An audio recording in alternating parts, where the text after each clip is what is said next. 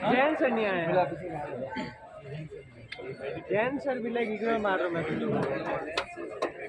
आज के इस विक्ट्री सेरेमनी में उपस्थित सारे हमारे सम्मानित फैकल्टी मेंबर्स, पेरेंट्स, प्यारे स्टूडेंट्स और जितने भी हमारे पर्दे के पीछे काम करने वाले जो हमारे काउंसलर्स हैं, क्लास असिस्टेंट्स हैं, टाइम टेबल मैनेजमेंट हैं, उन सब का मैं स्वागत करता हूँ, अभिनंदन करता हूँ।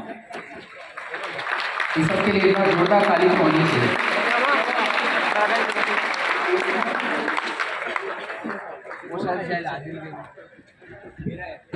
मुझे पता है आपको अभी बहुत सारे टीचर सबसे सुनना है ना। जैन सर, तो 2-3 मिनट हमें सुन लो, सब टीचर से कल कक्षा के अंदर भी सुन ही लेना है। और अब बहुत मस्ती से लेके बैठे हैं और सही बात कहना चाहूँगा कि जिसकी मस्ती जिंदा है उसकी हस्ती जिंदा है। मैं देख रहा हूँ अभी जब बच्चे सिलेक्ट हो रहे थे ना, सिलेक्ट होने वाले बच्चों से पूछा, कोई भोपालगढ़ से, कोई मेड़ता सिटी से, जोधपुर में कह रहे सर मैं चैनपुरा से हूँ, मैं इधर महामंदिर से हूँ, मैं मसूरिया से हूँ, मैं प्रतापनगर से हूँ। तो लगा कि वास्तव में कोरोना के अंदर जो हमने एक अलग जगाई थी, वो अलग सर के साथ मिलने से वो अलग जो है वो बहुत बड़ी तब्दील हो चुकी है, अपने आप में बहुत बड़ी बात है। और मैं मंच से मैंने अलग सर को कहा, आज अलग सर कोई कार्यक्रम में थे, मैंने को कहा अलग सर एक बहुत बड़ा कार्यक्रम कराएंगे। अभी हम पटना गए थे, तो पटना में आपने देखा होगा उत्कर्ष का कितना बड़ा मीटअप का कार्यक्रम हुआ। 6-7 हज़ार बच्चा सुबह, 6-7 हज़ार शाम को, इतने सारे बच्चे सब जगह चाहने वाले। तो मैंने कहा अलग सर आपको जोधपुर में आना है, जोधपुर में बड़ा एक कार्यक्रम करवाएंगे। तो आप बताइए कि जरा जोधपुर के अंदर अलग सर को बुलाया जाए। तो एक बार बुलाया जाएगा, साथ में हाथ में उंगलियां बताना कि कितने लोगों को साथ लेके आओगे जब वो आएंगे। तो बताओ कितने लोगों को साथ आओगे? और तेरी दोनों हाथ खड़े, और सब बच्चे 10-10 लेके आओगे। अभी इस हॉल के अंदर जो है वो 1500-1800 विद्यार्थी बैठा है, खड़ा भी है। 2000 विद्यार्थी हम क्रॉस कर चुके हैं। फाउंडेशन बैच के बच्चों को 9-10 वालों को हमने बुलाया नहीं जा रहा। तो आप समझो कि 2000 बच्चे अगर 10-10 जनों को लेके आओगे तब तो 20,000 लोग हो जाओगे यार, पक्का। तो मतलब अलग सर को लगना चाहिए कि यार वास्तव में यहाँ पे बड़ा धमाल हो रहा है जोधपुर के अंदर और जोधपुर की धरती पे। एक बार जोर से बोलो, अलग सर का नाम बोलो, आ जाओ। ठीक है, तो इनको कहेंगे हम जल्दी से। और आप सभी बच्चों का जोश जुनून देखते ही बनता है। देखिए प्यारे बच्चों, 2 मिनट के लिए खाली बात को सुन लेना, बहुत ज़्यादा बात नहीं करूँगा। और मैं आपको कुछ एक वीडियो मैंने भी 2-3 दिन पहले सुना था, देखा था, मज़ा आया मुझे। उसके मैंने नीचे लिरिक्स भी लिखी है। वो लिरिक्स के साथ एक वीडियो चलेगा, आप देखना, आप उसको कनेक्ट कर पाएंगे। देखिए जिंदगी के अंदर जो है पास होना फेल होना अलग मुद्दा है। आप सभी लोग सीख रहे हैं, ये अपने आप में बड़ा मुद्दा है। इतने घंटे जो आप मेहनत कर रहे हैं, ये मेहनत कभी भी जिंदगी में जाया नहीं जाती। जैसे हमारे टीचर ने कहा था कि अनुशासन, डिसिप्लिन बहुत जरूरी है। और 2 तरह के दर्द होते हैं, कान खोल के सुन लेना, अच्छे से डाल देना। आज मैं जो कुछ भी अगले 5 मिनट बात करूंगा वो एक भी बात ऐसी नहीं होगी जो मेरे जीवन के अनुभव पर आधारित नहीं होगी। और इसलिए मस्ती मजाक वगैरह सारी कुछ बातें अपनी जगह पर है, लेकिन एक्सपीरियंस के आधार पर जो 2-4 बातें कह रहा हूँ, मैं समझता हूँ कि आज के दिन आप वो लेके जाएं तो अगले साल इसी विक्ट्री के दिन आपको याद रहेगा और जिंदगी भर वो बातें आपको ध्यान में रहेगी। प्यारे बच्चों, जिंदगी में 2 तरह का दर्द होता है, 2 तरह का पेन होता है, pain of discipline, pain of regret. अनुशासन का दर्द और पछतावे का दर्द। किसी भी क्षेत्र के अंदर ये 2 तरह के दर्द होते हैं।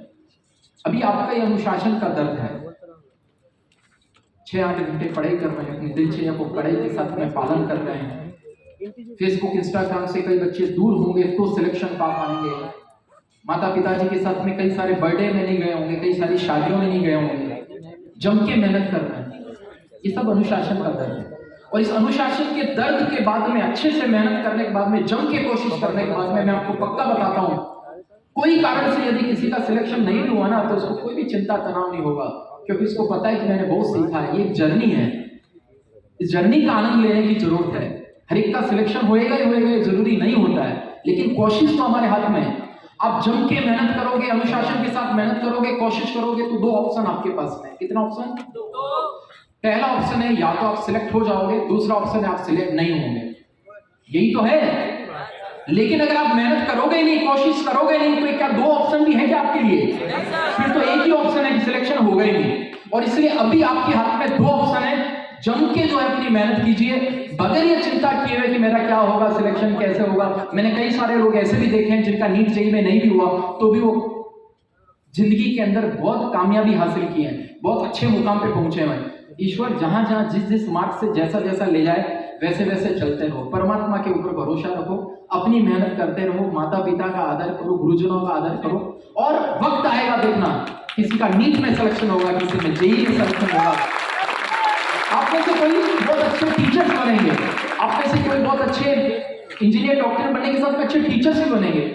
हो सकता है कई सारे अच्छे बिजनेसमैन भी बने। छोटी छोटी बातों पर तनाव लेने की बिल्कुल भी नहीं जरूरत है, हमेशा लेके सीखिए। जिंदगी में कामयाब होना है, ध्यान रखना, ये परीक्षा में कामयाब होना कोई बहुत बड़ी बात नहीं है। हमने तो कई सारे डॉक्टर्स इंजीनियर्स को देख लिया ना। मेरा आईआईटी में नहीं सिलेक्शन हो पाया, मेरी कंपनी के अंदर 10 ऐसे लोग हैं जो आईआईटीएन है, आईआईटी बॉम्बे की ग्रेजुएट है, आईआईटी दिल्ली की ग्रेजुएट है, मेरा नहीं भी हो पाया कोई कारण से। लेकिन मुझे पता है कि मैंने अपना प्रयास किया था, लेकिन मेरे प्रयासों में उस समय जोधपुर में कोई कोचिंग सेंटर नहीं था, माता पिताजी के पास वो फीस नहीं थी कि हम लेके जाके पढ़ाई करें, वो गाइडेंस उपलब्ध नहीं थी। और ऐसा करके मन में वो वाला रिग्रेट तो रहा, लेकिन मेहनत वाला रिग्रेट नहीं रहा। और इवन ऐसा था कि 10वीं में, हमारे जमाने में ऐसा था कि साहब 10वीं में इतने परसेंटेज आगे मार्क्स, तो बच्चे को साइंस मैथ को दिला दिया साहब, हमें भी साइंस मैथ। 11th में जाके पता चला कि इधर साइंस मैथ वो 10वीं वाली नहीं है भाई, इधर केमिस्ट्री भी है बहुत अजीब टाइप की, फिजिक्स भी बहुत खतरनाक टाइप की है, और मैथ में वो एस बना के क्या पता वो क्या क्या करते थे ना, इंटीग्रेशन डिफरेंशिएशन क्या पता क्या नाम ही नहीं पता मुझे। और ऐसा करके बड़ी मुश्किल से 12वीं भाई साहब सप्लीमेंट्री से पास हो पाई। और 10वीं के बाद सपना देखा था आईआईटीएन बनने का, और 12th के बाद में पिताजी ने भेज दिया आईटीआई करने के लिए, एयर कंडीशन मैकेनिक का कोर्स करने के लिए। और मैं गया एयर कंडीशन मैकेनिक का कोर्स करने के लिए। 3 महीने तक लगातार किया, आयरन को कभी आगे से पकड़ रहा हूँ, हाथ जल रहा है, हालत खराब हो रही है, मैंने कहा यार कहाँ लेके फंस गए। फिर 3 महीने के बाद में मैंने माँ को रोते हुए कहा, माँ यार मैं कुछ भी हो जाए जिंदगी में, पर अच्छा एयर कंडीशन मैकेनिक तो नहीं बनूंगा। भीतर से ऐसी आवाज आ रही है, तो क्या करेगा। मैंने कहा मुझे ऐसा लगता है पढ़ाने में मुझे मजा आता है, मैं पढ़ाना चाहता हूँ। और फिर मैंने प्राइवेट स्कूल ज्वाइन कर लिया। 3-4 साल वहाँ पढ़ाने के बाद में साथ साथ फिर मैं कोचिंग में रीजनिंग मैथ पढ़ाने लगा, अपना इंस्टीट्यूट लेके डाल दिया। आज की तारीख में 1700 से अधिक उत्कर्ष क्लासेस के अंदर जो एसोसिएट्स हैं, आप सोचिए, जिसमें एक से बढ़कर एक लोग मौजूद हैं। ईश्वर जैसा जैसा चलाए चलते रहिए ना। मैं समझता हूँ कि वो जर्नी में भी हमने आनंद लिया, सीखा हमने। इसलिए प्यारे बच्चों में आप सबसे लेके कहना चाहता हूँ, अभी आपकी जिंदगी की जो 2 साल 3 साल जम के तैयारी करने के, तैयारी जम के करिए। तैयारी में कोई कमी नहीं रहना चाहिए, अच्छे से नोट्स पढ़िए, अच्छे से टीचर से पढ़िए। बाद में ये रिग्रेट नहीं रहना चाहिए, पछतावा नहीं रहना चाहिए, काश मैं उस समय पढ़ लिया होता, काश मैं उस समय 4 शादियां नहीं अटेंड किया होता, काश मैं उस समय जो है छुट्टियां नहीं मारा होता, काश मैं उस समय गुरुजनों का कहना मान लिया। ये काश करके जो दर्द होता है ना जिंदगी में, बहुत बड़ा दर्द होता है। और ये दुकान वाले को भी होता है, बिजनेसमैन को भी होता है। कोई रास्ते में तेज बाइक चलाते हुए अपनी टांग टूटा के जो है बैठा है ना, टांग तोड़ा के हॉस्पिटल में लेटा हुआ है, उसको भी पूछना, वो कहता है काश मैं बाईं तरफ चलता है, थोड़ी सी कम स्पीड में चल देता। ये काश करके जो जिंदगी में जो दर्द आता है वो शूल की तरफ झुकता है। बाकी जो है आप सभी कच्चे घड़े की तरह हैं। इस कच्चे घड़े पे खूब सारी बारिशें होगी, बौछारें होगी, टूटना नहीं है, घबराना नहीं है, मजे के साथ में जिंदगी को जीते रहना है। परमात्मा जैसे जैसे चलाए वैसे वैसे चलाते रहना है। क्या पता आपको बड़ा लिखा हुआ हो, क्योंकि पॉजिटिव इंसान हर स्थिति में पॉजिटिव ही रहता है। और मैं हमेशा कहता हूं ईश्वर का दिया कभी अल्प नहीं होता, जो टूट जाए वह संकल्प नहीं होता, और हार को लक्ष्य से दूर ही रखना, क्योंकि जीत का कोई विकल्प नहीं होता। और जीत का मतलब केवल नीट जेईई में जीत नहीं है, मैं फिर बता रहा हूं, जीत का मतलब कोई 1-2 परीक्षा में जीत नहीं है। जीत का मतलब है जिंदगी की जीत। जीत का मतलब है जीवन में जो काम करेंगे वो जम के काम करेंगे, और ऐसा लेके कोई कारण से जम के। मैं हमेशा स्टूडेंट कहता हूं, यदि कोई कारण से बहुत मेहनत करने के बाद भी यदि कभी असफलता हासिल हो जाए, तो उससे स्वयं को असफल व्यक्ति नहीं मान लेना है। असफलता का तात्पर्य केवल इतना है कि सफलता मिलना अभी बाकी है। जिस दिन सफलता मिल जाएगी, लोग आपको कहेंगे देखो सफल व्यक्ति आ रहा है। तो इसलिए आपको इस दिन का इंतजार करते रहना है। अपनी तैयारी करते रहिए, मेहनत करते रहिए, सीखते रहिए, कुछ कुछ आपको सीखने को मिलेगा। और एक दिन ऐसा आएगा, कभी नीट के सफलता का आएगा, कभी जेई का सफलता का आएगा, कभी आप में से हो सकता है कोई आईएएस ऑफिसर बनेगा, कोई आरएस ऑफिसर बनेगा, कोई बहुत बड़ा बिजनेसमैन बनेगा, कोई बहुत बड़ा आदमी बनेगा। जिंदगी के अंदर जो है कोई ना कोई अवसर ऐसा आएगा ही आएगा। मैं आपको दावे के साथ कहता हूं, जिस दिन कहेंगे देखो भैया ये सफल व्यक्ति जा रहा है, वो सफल व्यक्ति है। और अगला एक वीडियो जो है मैं आपको दिखा रहा हूं, आपके हॉल में एक एक बच्चा अगर उससे कनेक्ट करता है, आपने उस वीडियो को देखा होगा, पर मैंने 3 दिन पहले देखा, मुझे अच्छा लगा।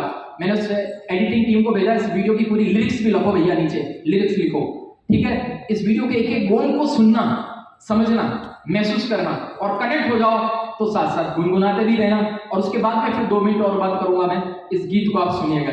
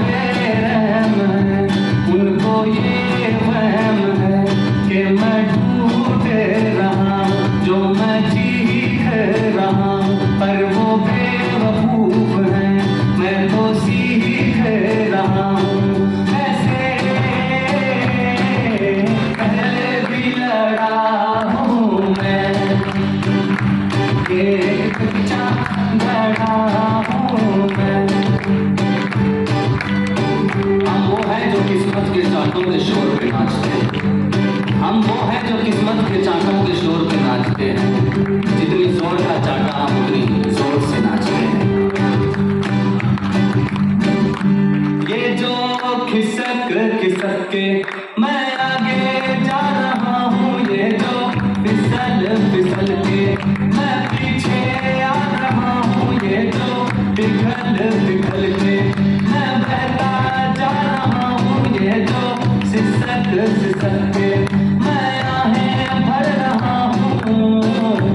नीचे है खाइयाँ और मैं कहाँ कर रहा हूँ, पर जिंदा हूँ अभी अभी हाँ कर रहा हूँ। ऐसे पहले भी चढ़ा हूँ मैं, एक बच्चा घड़ा हूँ मैं। एक तो राहों में बबूल बहुत है, उसके ऊपर से अपने उसूल बहुत है, उसके ऊपर से सब लोग कहते हैं कि हरी भाई उधर जाओ, उधर फूल बहुत है। ये जो हंस रही है दुनिया मेरी नाकामियों पे ताने कस रही है दुनिया मेरी नादानियों पे, पर मैं काम कर रहा हूँ। मेरी सारी खामियों पे कल ये मारेंगे ताली, मेरी कहानियों पे कल जो बदलेगी हवा, इस साले शर्माएंगे हमारे अपने हो कह के ये बाहें शर्माएंगे। क्योंकि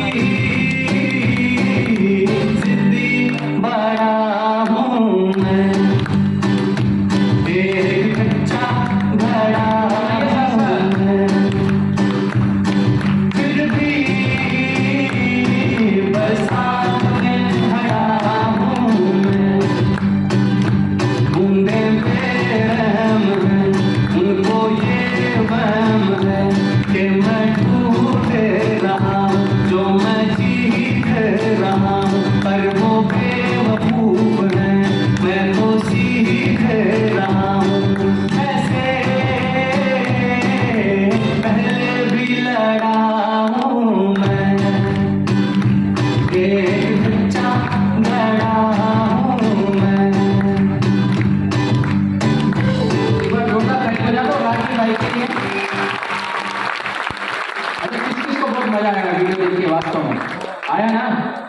गोल आपके लिए है। ये केवल लिरिक्स मैंने नीचे हमारे एडिटिंग टीम ने चिपकाए हैं, बाकी मिलियंस में व्यूज है, यूट्यूब पे आपको ये वीडियो मिल जाएगा। देखो, सीखने वाले, मोटिवेशन प्राप्त करने वाले कहीं से भी प्राप्त कर लेते हैं। सफल होने वाले हर हालत में सफल होके दिखाते हैं, और बहाना बनाने वाले बहाना दिखाते रहते हैं। मैं आपको 4-5 फोटोज दिखाता हूँ, जरा आप कनेक्ट कर सको तो देखना। आपको अगर लगे कि सर अगर ये सफलता प्राप्त कर सकते हैं अलग अलग क्षेत्र में, तो मैं भी सफलता प्राप्त कर सकता हूँ, देखिएगा।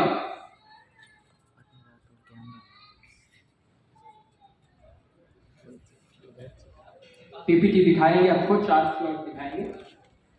तो क्या लिखा है मैंने? बहाने बनाने वाले सिर्फ और मेहनत करने वाले। तो आप मेहनत करने वाले हो कि बहाना बनाने वाले हो? पक्का? तो मेहनत करने वाले बच्चे जो है, देखिए एक बच्चा है जोधपुर में अशोक उद्यान है, उसके सामने जूस की दुकान पर काम करता था, आरपीएससी का एग्जाम क्रैक किया। ये देखिए, इनकी फेसबुक पे मेरी पोस्ट भी आपको अलग अलग लोगों की दिख जाएगी। इसकी दिनचर्या पता है, टाइम टेबल क्या था? मैं इसलिए कह रहा हूँ, आपके तो पेरेंट्स, अगर आप यहाँ तक पहुंचे हो, कोचिंग तक पहुंचे हो, इसका मतलब आपके पेरेंट्स आपके ऊपर खर्च भी कर रहे हैं, आपका पूरा केयर भी आपका कर रहे हैं। लेकिन सोचो कि लोगों ने कैसे कैसे एग्जाम्स निकाला है।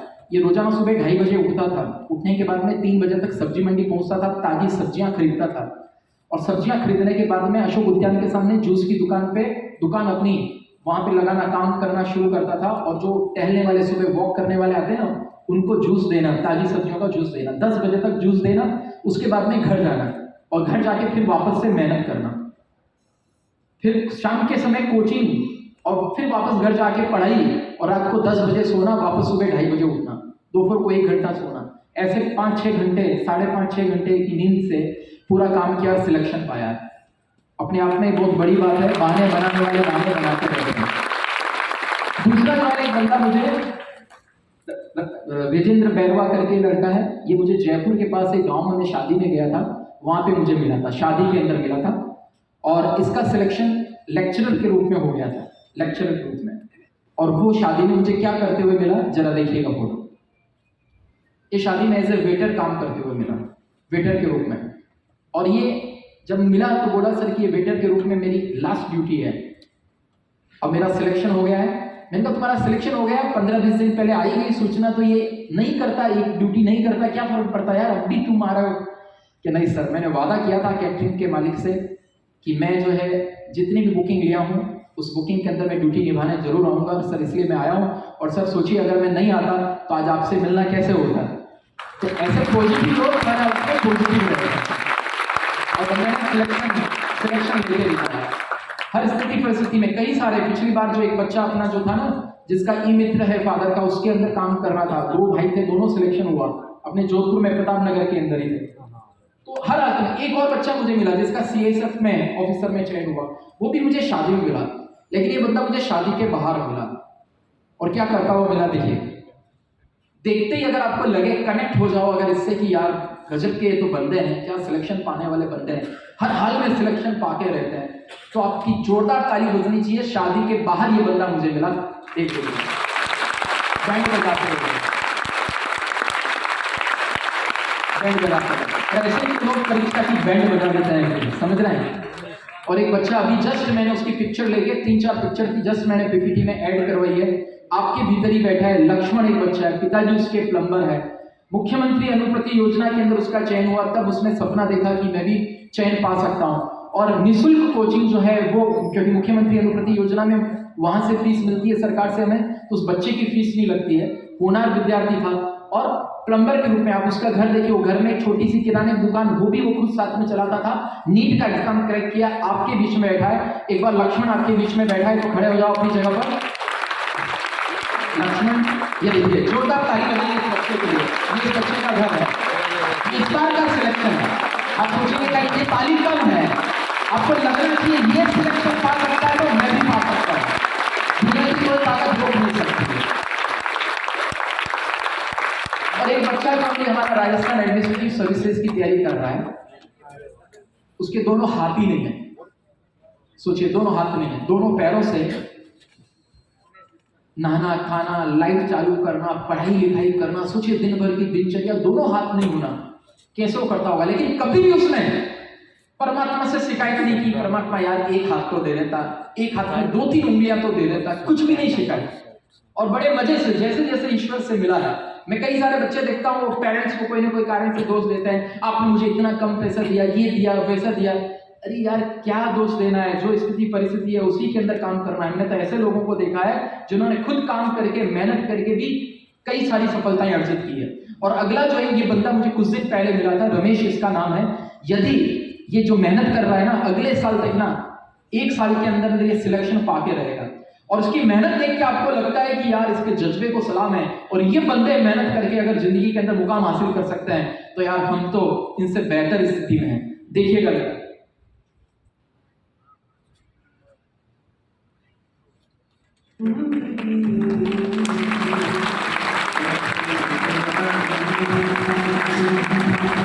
दोनों हाथ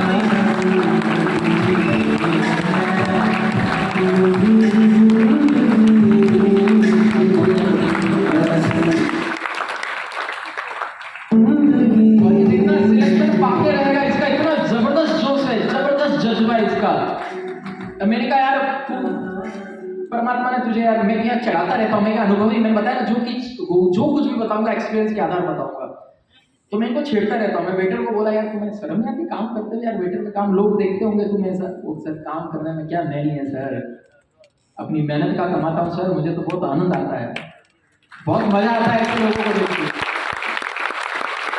बैंक वाला जो है मुझे देख के शर्माया नहीं, पास आया है। अभी मुझे कई सारे लोग मिलते रहते हैं और इसको जब कहा अरे सर दोनों हाथ नहीं होगी तो क्या हो गया सर, मैंने ऐसे भी कई सारे लोगों को देखे दोनों हाथ भी नहीं है, दोनों पैर भी नहीं है। सोचिए सर उन्होंने भी सफलता हासिल की है। सर मुझे प्रभु ने कम से कम दोनों पैर तो दिए हैं, इसके लिए मैं उनका धन्यवाद ज्ञापित करता हूँ। और कभी इसकी दिनचर्या जोधपुरी रहता है, आप देखेंगे ना कमरे में घुसते ही आप पैर जो है इतना फ्लेक्सिबल हो गया, पैर ऊपर करके तुरंत लाइट ऑन करता है, ब्लॉक्स लिखता है, ये अपने पैरों से ब्लॉक्स लिखता है, इतनी स्पीड से रजिस्टर के रजिस्टर उसमें भरे हुए हैं। इस प्रकार के बंदे हैं, सिलेक्शन पाके रहते हैं, रुकते नहीं हैं। आपको भी जिंदगी के अंदर सिलेक्शन पाना है और सिलेक्शन पाने के इस क्रम में, इस तैयारी के इस क्रम में किसी के प्रति कुछ दुर्भाव नहीं रखना। मैं देखता हूँ बच्चे जो है ना कोई कारण से किसी से नाराज हो जाते हैं, बड़े भी देखता हूँ मन में लेके उस बात को जिंदगी भर लेके चलते रहते हैं। अरे भूल जाओ उसको, तैयारी करो, मस्त रहो। गालिब का शेर है, कुछ इस तरह जिंदगी को आसान कर दिया, कुछ से माफी मांग ली, कुछ को माफ कर दिया। ऐसा हल्का होके भोला होके पूरा दिलो दिमाग से तैयारी करोगे ना, आप देखना तैयारी का लेवल ही आपका अलग प्रकार का होगा। मजे से लेके आप पढ़ रहे होंगे, खूब आपका आनंद आएगा। मैं आपको बताऊं एसएससी फर्स्ट रैंक कर हमारा मोहित जो इस बार का टॉपर था, मैंने उसको पूछा था तैयारी के दौरान यार कभी कभी तनाव आता था, डिप्रेशन आता था। थोड़ा थोड़ा तनाव आएगा, थोड़ा थोड़ा तनाव तो आएगा, थोड़ा थोड़ा डिप्रेशन आएगा। मेहनत करेगा उसी को तो आएगा, जो बिल्कुल ही नहीं करेगा उसको तो कुछ ही नहीं आएगा। थोड़ा थोड़ा आएगा, उसका आनंद लीजिए। और जब भी ऐसा कभी लगे डिप्रेशन आएगा, मेरा होगा कि नहीं होगा यार, क्या पता कैसे, इतने सारे लोग हैं ऐसे, तो जनरली 3 काम सब लोग करते हैं। उसने भी वही लेके काम बताया। मैंने कहा सर तू डिप्रेशन में आता था, तनाव में आता था, क्या करता था? क्या सर एक तो मैं क्या है दौड़ लगा देता था, जोड़ के पार्क में चला जाता था, दौड़ता रहता। साइंस वाले लोग समझते भी हैं, बायोलॉजी वाले टीचर्स बैठे। दौड़ लगाने से क्या है कि आपका पूरा रक्त प्रवाह जो है वो नियमित हो जाता है और आपका स्ट्रेस गायब हो जाता है। दौड़ लगा देता है, खूब जम के एक्सरसाइज कर लिया दौड़ लगाने से। दूसरा कहता था सर मैं माता पिताजी से बातचीत कर लेता था। अब यहाँ पे पेरेंट्स जितने बैठे हैं पेरेंट्स है, माता पिताजी से बातचीत करना, माता पिताजी को भी बहुत ज्यादा प्रेशर देने की जरूरत है। बच्चों को देख तू एंजॉय कर और तुम अच्छे से लेके पढ़ाई कर, मुझे पता है, मुझे तुम पे भरोसा है और इसलिए तुम पढ़ाई कर, कोई दिक्कत नहीं, तुम अपनी कोशिश पूरा करना और चिंता मत करना नीट जेईई में सिलेक्शन। मुझे पता है कि मेरा बेटा जिंदगी की परीक्षा में कामयाब होने वाला, बहुत आगे जाएगा, मुझे भरोसा है। डॉक्टर इंजीनियर नहीं बना तो कोई बड़ी बात नहीं। इस प्रकार का भरोसा चाहिए। मुझ पे मेरे माता पिता ने भरोसा किया था, मुझे लेके पता है, नहीं तो मैं उस समय अगर टूट जाता बारे में सप्लीमेंट्री खा के तो आज मैं यहाँ पे खड़ा नहीं होता। तो मित्रों जीवन की परीक्षा और ये छोटी मोटी एग्जाम जो है, ये वाली परीक्षा है, इन दोनों के अंदर बड़ा अंतर है। तो पहला उसने जो बताया दौड़ लगा देता था, दूसरा पेरेंट्स से दादा दादी से ऐसे बातचीत कर लेता था, ऐसे खुश हो जाता था, और तीसरा उसने बताया सर मैं मेडिटेशन करता था, ध्यान करता था। और आप बच्चे भी ध्यान रखना, माइंडफुलनेस मेडिटेशन, और उसमें कुछ नहीं करना, दिन में जब जब कभी समय मिले गहरी लंबी श्वास धीरे धीरे लेना और छोड़ना। बैठ के इसका अभ्यास जरूर करना। बीच में हमने मेडिटेशन करवाया भी था, आपकी मेडिटेशन वापस से मेडिटेशन का प्रैक्टिस भी लेके कराएंगे, इसको रेगुलर लेके रखना।